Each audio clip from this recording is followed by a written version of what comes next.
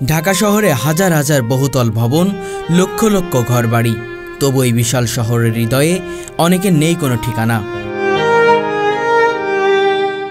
কেউ ফুটপাতের কোণে, কেউ ফুটওভার ব্রিজের উপর ময়লা, ধুলাবালু আর আবর্জনার মধ্যে জীর্ণশীর্ণ জীবনযাপন করে। রোদ, ঝড়, বৃষ্টি সবকিছু উপেক্ষা করে তারা প্রতিদিন বেঁচে থাকার যুদ্ধে লড়ে, যেখানে ঘর শুধু একটা দুঃস্বপ্ন। তারা কখনো বুঝতে পারেনি বড় বড় বাড়ির আরাম কেমন হয়। পরিবারের সঙ্গে শান্তিতে ঘুমানোর নিরাপদ একটা ঘর তাদের হয়নি কখনো। তারা শুধু চায় একটু ভালোবাসা আর নিরাপদ জায়গা।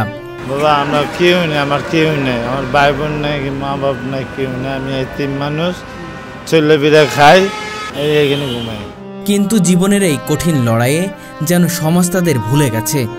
ঢাকার ব্যস্ততম এলাকাগুলোর অন্যতম ফার্মগেটের ফুটওভার ব্রিজ, যেখানে রোজগারের ধকলের মাঝে হাজার মানুষের পদচারণা ছুটে চলে।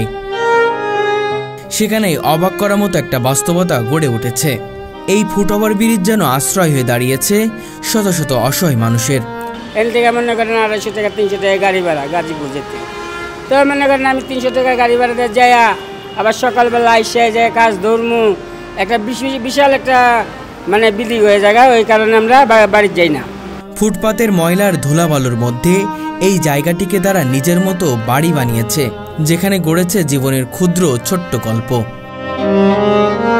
এই মানুষগুলোকে কেউ দেখে না, কেউ শোনে না। তারা যাদের মাথার ঠিকানায় বসায় ঠাঁই নেই, তারা প্রতিদিন শহরের গর্জন, যানজট আর মানুষের কোলাহলে লুকিয়ে থাকে। তাদের শরীর গলে যায় গরমে, কাঁপে শীতে, ভিজে বর্ষায়, তবুও তারা থেমে থাকে না।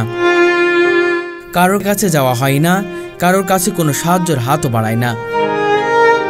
ফুটওভার ব্রিজের উপরে বস্তার আশ্রয়ে তারা যেন স্বপ্ন ভেঙে যাওয়ার শিশুর মতো, একাকী, নির্ভরশীল আর একদমই ভুলে যাওয়া।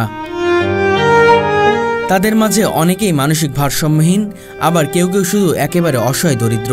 তারা জানে না কখনো খাবার পাবে কিনা, রাত কাটাবে কোথায়। তাদের শিশুরাও বড় হয় এই নোংরা ময়লার মাঝে, যেখানে বেড়ে ওঠার কোনো সুযোগ নেই।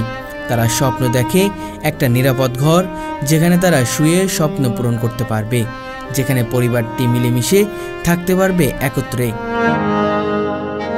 পাশেই থাকে আকাশছোঁয়া ভবন, যেখানে মানুষ, টিচার, অফিসার, ব্যবসায়ী বসবাস করে, তাদের জীবন নিরাপদ, আরামের।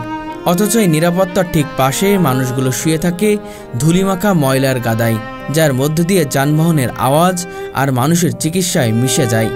কিন্তু কেউ তাদের দিকে